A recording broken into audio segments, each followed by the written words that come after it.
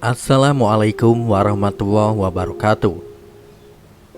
Kembali lagi di channel Mr. N bersama saya Generasi Stres yang akan berbagi cerita yang berjudul Kisah Misteri Ritual Pesugihan Gunung Kawi yang berakhir tragis. Tanpa banyak kata-kata lagi, kita simak cerita selengkapnya.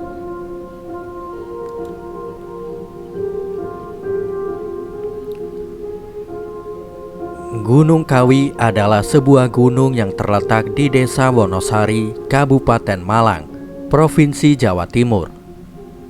Gunung Kawi juga merupakan salah satu tempat favorit bagi orang-orang yang ingin meraup kekayaan dengan jalan pintas dengan melakukan ritual tertentu. Mitos yang beredar, jika melakukan pesugihan di gunung tersebut, maka pemuja akan mendapatkan keuntungan berupa harta yang berlimpah.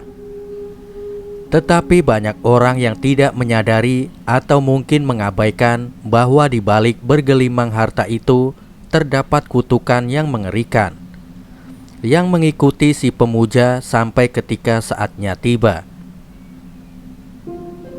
Kali ini kita akan membahas cerita mistis yang diungkap oleh Nur, bukan nama sebenarnya. Nur merupakan bungsu dari 3 bersaudara. Cerita itu berawal ketika ia duduk di bangku SMP kelas 1. Kala itu sang ibu berdagang baju di pasar, tetapi sudah beberapa bulan ini usahanya sepi. Sampai pada suatu ketika sang ayah diajak seseorang untuk pergi ke Jawa. Nur dan orang tuanya merupakan warga Mamuju, Sulawesi Barat. Singkat cerita dari Nur, Bapak pergi ke Surabaya bersama Pak Joko menggunakan kapal laut karena masih di Sulawesi Barat, dan 2 minggu kemudian Bapak sudah kembali. Namun ada sesuatu yang menarik perhatiannya dari kepulangan Bapak sore itu. Sebuah koper, tetapi Bapak berpesan tidak boleh dibuka kecuali oleh Bapak dan Ibu. Dasar aku anaknya bandel dan selalu ingin tahu. Apalagi sesuatu yang dilarang semakin menambah rasa penasaranku. Saat itu yang ada di pikiranku, koper berisi makanan. Maka ketika Bapak tengah tidur sore itu, koper itu pun kubuka.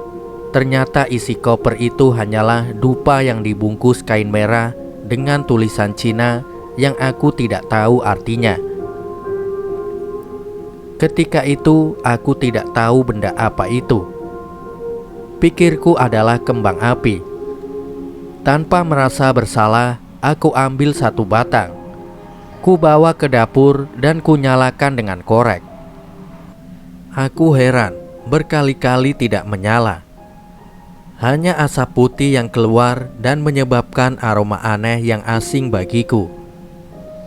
Tiba-tiba aku dikagetkan oleh teriakan Bapak keluar dari kamar. Pasti gara-gara aroma wangi itu yang membuat Bapak terbangun. "Siapa ini yang bongkar koper Bapak?" Kakakku yang saat itu lewat di depan Bapak menjadi sasaran Rita. "Kamu yang membongkar koper Bapak?" "Bukan aku. Pasti si Nur itu, siapa lagi?" "Anak setan." Bapak terdengar sangat marah. "Kamu itu, Nur, masih saja tidak berubah." "Bapak kalau sudah marah seperti itu, bisa kena pukul beneran pantatku dengan kayu," gumam Nur. Melihat gelagat yang kurang menguntungkan, aku kabur ke rumah tante yang rumahnya tidak jauh dari rumah kami. Malam itu aku tidak berani pulang dan tidur di rumah tante. 2 hari kemudian kulihat ada 1 ikat dupa digantung oleh Bapak di atas pintu rumah. Aku heran dan seperti biasanya aku selalu ingin tahu, dan aku bertanya ke Bapak maksud dupa digantung di atas pintu. Tetapi lagi-lagi bapak tidak mau menjawab. "Sudah, diam saja. Anak kecil tahu apa?" Kemudian bapak meluruskan untuk pindah ke kota lain dan memulai usaha baru di sana. Sepeda motor satu-satunya beserta semua emas perhiasan ibu dijual sebagai modal untuk membuka usaha baru. Saat itu hanya bapak dan ibu yang berangkat duluan, karena aku sebentar lagi mau kenaikan kelas dan kakakku akan masuk kuliah di Makassar. Di tengah perjalanan ada kejadian tragis yang hampir merenggut nyawa kedua orang tuaku. Bus yang ditumpangi mereka kecelakaan masuk jurang. Alhamdulillah orang-orang tuaku selamat dari kecelakaan itu. Tetapi terpaksa niat mereka pindah ke kota yang baru tertunda sampai bapak dan ibu sembuh. Sekitar 2 atau 3 bulan kemudian, akhirnya kami pun pindah ke suatu daerah di Mamuju Utara yang berjarak sekitar 1 hari perjalanan ke rumah. Aku ikut pindah sekolah mengikuti bapak dan ibu, sementara Kak Rita sudah mulai kuliah di Makassar. Di tempat yang baru waktu itu masih merupakan daerah bukan transmigrasi baru. Bapak dan ibu membuka toko sembako dan kelontong. Pembelinya pun lumayan ramai. Besoknya bapak atau ibu selalu membakar 1 batang dupa di pojok dekat pintu toko. Pada suatu malam aku bermimpi. Saat itu aku ingat malam bulan purnama. Anehnya aku bermimpi kejatuhan bulan. Bulan yang sangat besar dan berwarna merah jatuh di balik punggungku dan kutangkap dengan tanganku. Kemudian bulan ku berikan kepada bapak dan ibu. Saat itu aku terjaga dan ku ceritakan mimpi kepada ibu dan bapak. Wajah mereka tampak berseri. Kemudian ibu berkata padaku, "Kamu jangan ceritakan mimpimu itu pada siapapun. Insya Allah itu tanda kita mendapatkan rezeki," kata ibu. Aku tidak paham apa-apa yang ibu katakan padaku. Tetapi faktanya sejak mimpi itu memang toko kami semakin ramai dan berkembang pesat.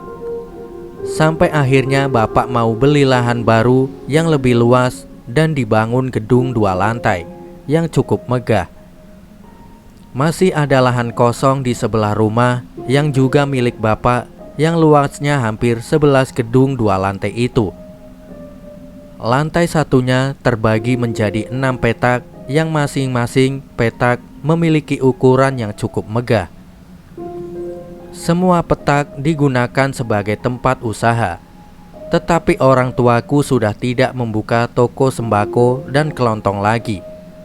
Alasannya karena saat itu bapak membuka bengkel dan toko onderdil motor yang mendapati 2 petak paling ujung.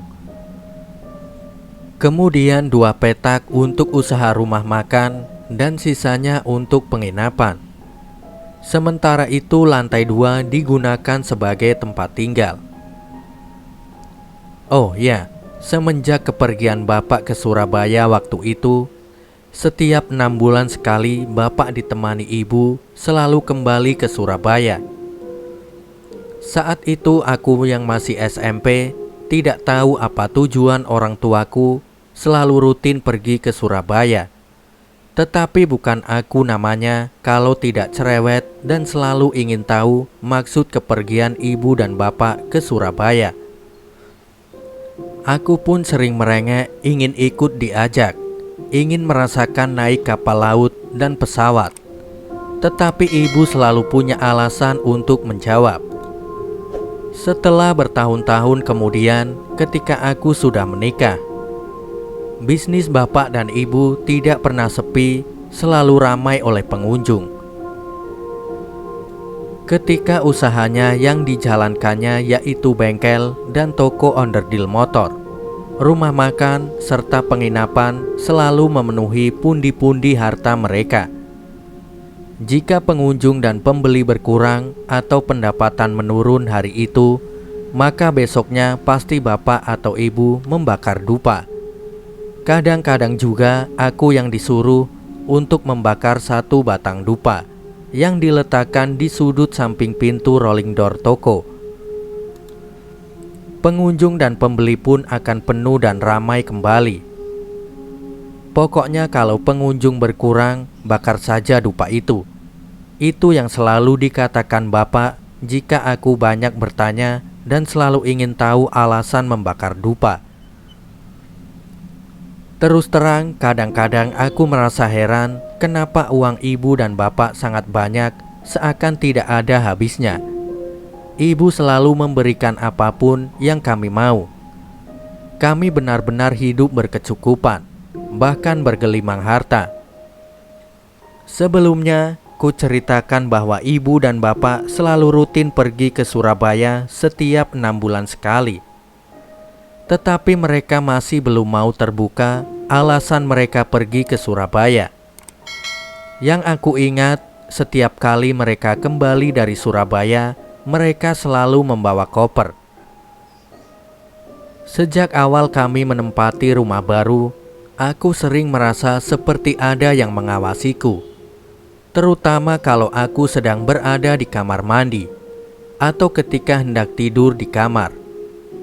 Aku memang tidak melihat siapa-siapa, tetapi aku seperti bisa merasakan ada kehadiran sosok lain yang sedang mengawasiku. Apalagi aku sering ditinggal sendirian di rumah. Ibu dan bapak sering pergi ke kota atau kabupaten atau keluar kota untuk belanja kebutuhan toko. Bahkan kalau mereka ke Surabaya bisa sampai hampir 1 bulan baru pulang. Kejadian aneh yang aku alami selama tinggal di rumah itu adalah selalu ada benda yang terjatuh di dapur. Tidak ada kucing atau tikus. Masalahnya di dapur yang jatuh selalu bergonta-ganti dan itu terjadi setiap malam. Kalau kutanyakan pada ibu, ibu selalu bilang, "Udah, biarin aja." Alhasil piring atau gelas pecah sudah tidak terhitung lagi. Aku sebenarnya penasaran kenapa setiap malam benda-benda itu terjatuh dengan sendirinya. Kenapa ibu sepertinya membiarkan saja?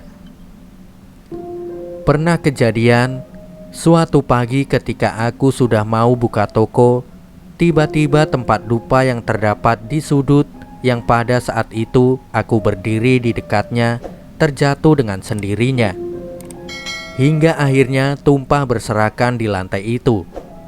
Tempat dupa itu dipaku ke dinding setinggi 1,5 meter dan tidak ada orang lain selain aku.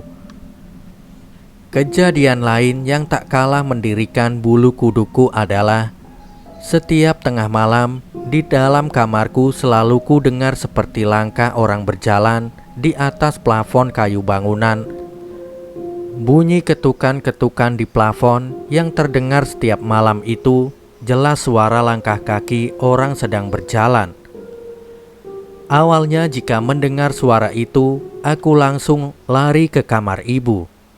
Tetapi lagi-lagi ibu selalu bilang, "Udah, biarin aja." Lama-kelamaan aku pun terbiasa dan tidak ambil pusing. Pernah suatu malam ketika itu aku sudah menikah. Aku minta suamiku mengecek atas plafon ketika kami mendengar suara langkah kaki itu dengan menggunakan senter. Suamiku memeriksa ke atas, tetapi seperti yang sudah kuduga, tidak ada siapapun di atas plafon. Suara langkah kaki orang berjalan di atas plafon juga pernah kudengar ketika masih tinggal di rumah yang lama. Seingatku suara itu mulai terdengar sejak pertama kali bapak pulang dari Surabaya. Dan suara langkah kaki itu sepertinya mengikuti kami ke rumah yang baru.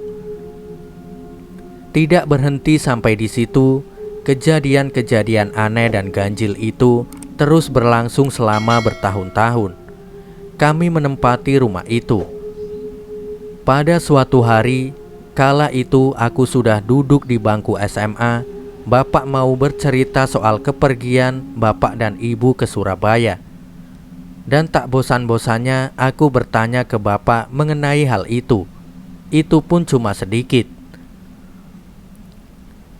Di Surabaya itu, bapak dan ibu pergi ke sebuah gunung. Setiap kali ke gunung itu, kami selalu memotong seekor kambing. Sudah ada orang di sana yang ngurus semuanya. Daging kambing yang telah terhidang, kemudian kami santap bertiga bersama juru kunci. Kami sedekahkan untuk orang-orang yang ada di sana. Di sana banyak juga orang-orang seperti bapak. Mereka ada yang memotong kerbau, kambing, ada pula yang memotong ayam. Cerita Nur berusaha menirukan ucapan bapaknya. Untuk apa sih bapak potong kambing di sana? Tetapi bapak malah bilang, kamu itu mau tahu urusan orang tua saja. Kalau dia begitu, bapak tidak bakalan melanjutkan ceritanya. 10 tahun berlalu, aku sudah menikah dan memiliki 2 orang anak. Si abang sudah kelas 2 SD dan si adik 3 tahun dari abangnya. Kami tinggal di rumah itu bersama ibu dan bapak. Karena memang aku yang sejak awal membantu mengelola usaha mereka. Sementara suamiku berdinas di kota Mamuju yang jaraknya sekitar 5 jam perjalanan.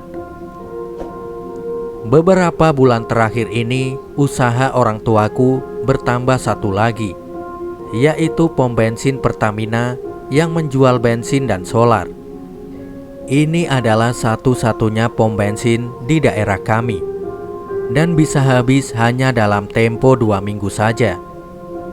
Dengan bertambahnya unit usaha baru ini, membuat uang yang mengalir seperti tak terbendung tiap hari, seperti tak ada habis-habisnya.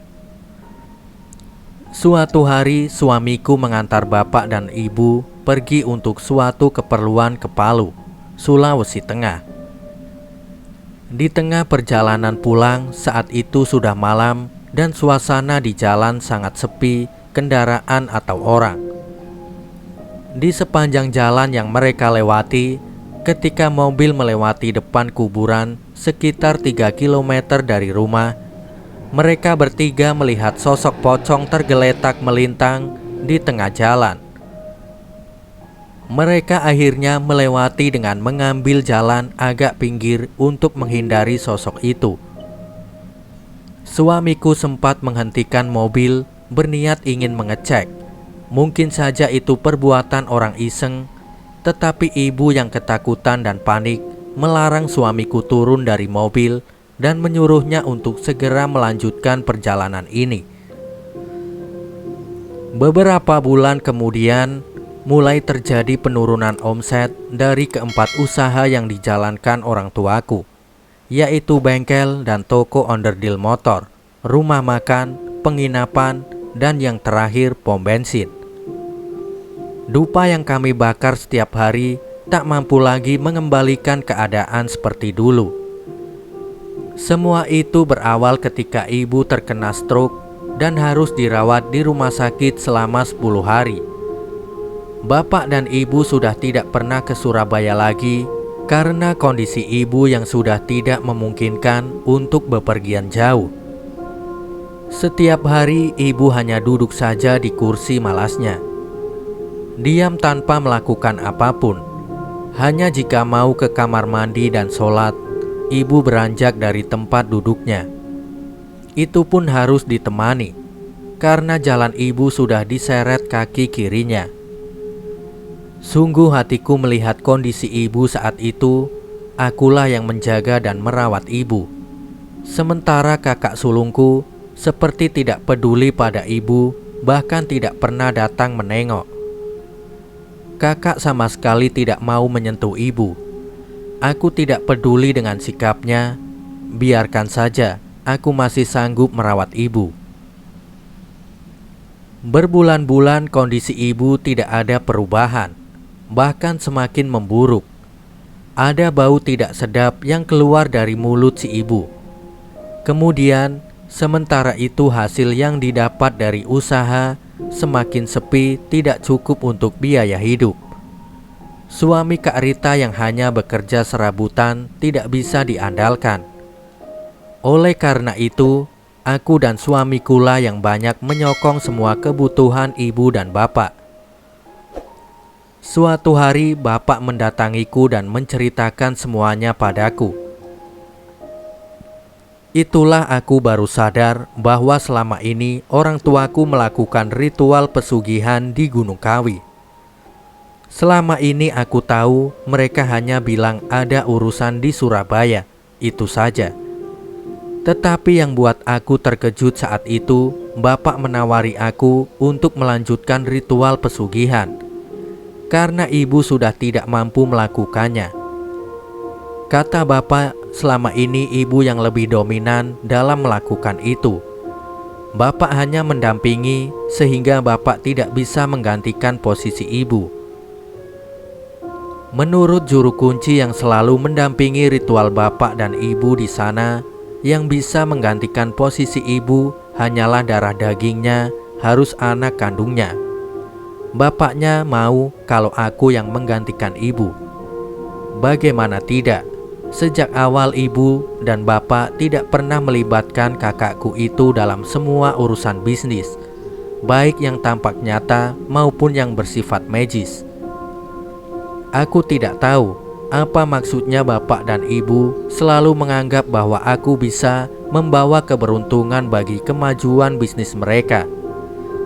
Sekarang baru aku sadar kenapa dulu selalu aku yang disuruh bapak dan ibu untuk membuka toko pada pagi hari dan menutup toko malam harinya.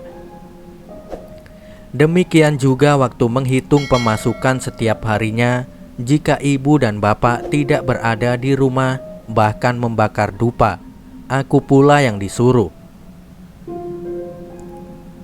Bagaimana Nur, kamu bersedia? Tanya bapak. Aku terdiam, aku tidak bisa memutuskan sendiri perkara yang bisa saja akan mempengaruhi kehidupan keluargaku. Karena itu aku harus melibatkan suami. Aku harus ngomong dulu sama suamiku. Meski bapak sangat berharap bapak tetap menghormati keputusanku. Saat itu aku sempat tergoda dengan tawaran bapak untuk melanjutkan ritual pesugihan itu. Karena sejak kecil aku sudah terbiasa dengan hidup yang serba kecukupan, sehingga ada rasa takut jika harus berkekurangan. Tetapi aku bersyukur suamiku melarangnya. Tak bisa kubayangkan seandainya saat itu aku mengikuti jalan bapak, apa yang akan menimpaku dan mungkin juga menimpa keluargaku. Aku pindah ke Pekanbaru, Riau. Suamiku yang dipindah tugaskan ke sana, karena itu Kak Rita dan keluarganya kembali lagi ke rumah bapak untuk menjaga dan merawat bapak dan ibu. Tetapi baru sekitar sebulan kami tinggal di Pekanbaru. Tiba-tiba bapak mengabarkan bahwa kondisi ibu semakin memburuk. Ada yang terjadi pada ibu. Tidak tega pada bapak yang sampai menangis meminta aku untuk datang menengok ibu. Aku pun terbang kembali seorang diri tanpa ditemani suami dan anak-anak ke rumah bapak dan ibu di Sulawesi Barat. Setibanya di sana, bapak menyambutku dengan derai air mata. Hanya kata-kata yang terucap dari mulut bapak. Terkejutnya aku ketika melihat kondisi yang sangat memprihatinkan. Ibu masih seperti yang terakhir kulihat, hanya duduk terdiam di kursi malasnya. Tetapi kondisinya jauh berbeda. Ibu kurus sekali dengan pakaian yang sangat kumal dan kotor, serta bau busuk yang amat menyengat seperti bau bangkai. Aku menangis melihat kondisi ibu. Saat itu seperti tulang berbalut kulit. Ibu mengenakan pakaian kotor, dekil, bahkan sobek di beberapa bagian. Serta badan ibu seperti bau bangkai yang amat busuk. Ibumu tidak mau memakai pakaian bersih. Semakin kotor dan bau pakaian itu, semakin ibumu suka, kata bapak. Dengan muka murung dan mata berlinang, ibu hanya mau memakai baju yang dulu biasa ibu pakai jika memasak di dapur. Ada 3 potong baju dan ketiga baju itu memang boleh ibu dicuci. Dan anak-anaknya pun dilarang mencucinya. Entah apa alasannya, ibu tetap seperti biasa. Tetapi anehnya bau badan ibu tidak bisa hilang. Bau busuk yang menyengat masih tetap tercium hingga aku yang berdiri di sebelahnya saat itu merasa mual dan ingin muntah. Aku hanya bisa menangis. Respon ibu ketika diajak bicara sangat lambat, seperti orang linglung. Ibu sering ngelantur. Ditanya kemana, jawabannya kemana. Tingkahnya juga seperti anak kecil, seperti buang air kecil dan buang air besar di sembarang tempat.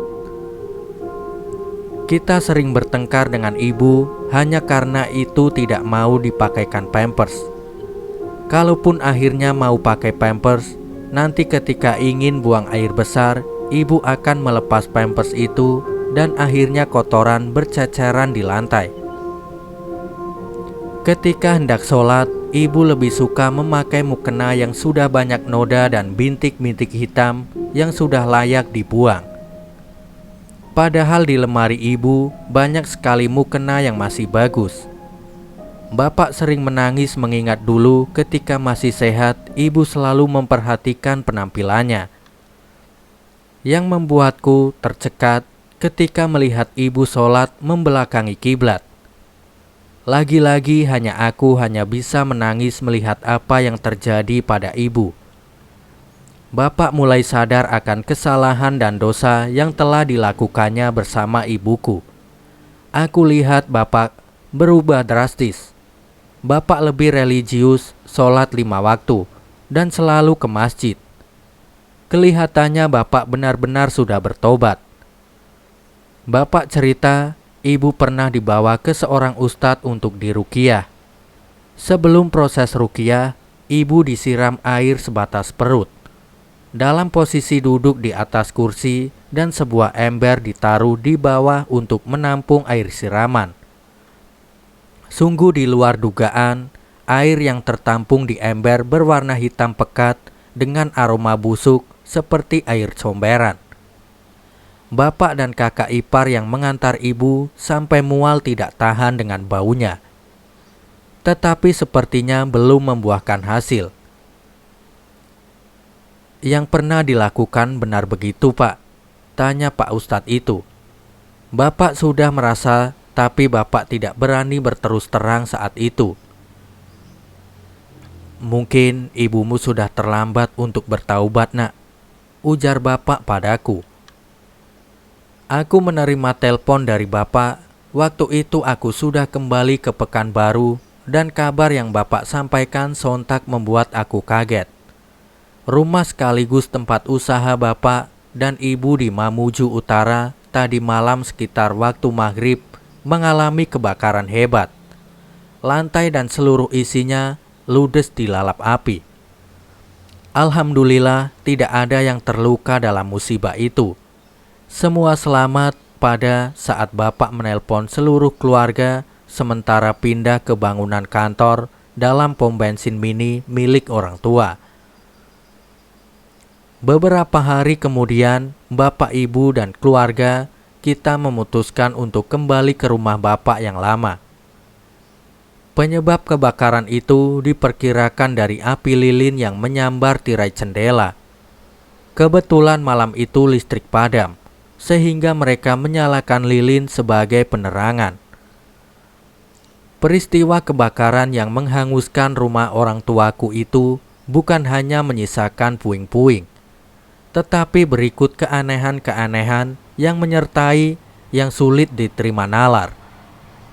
Seperti yang diceritakan, kebakaran malam itu terjadi sangat cepat untuk sebuah bangunan besar 2 lantai.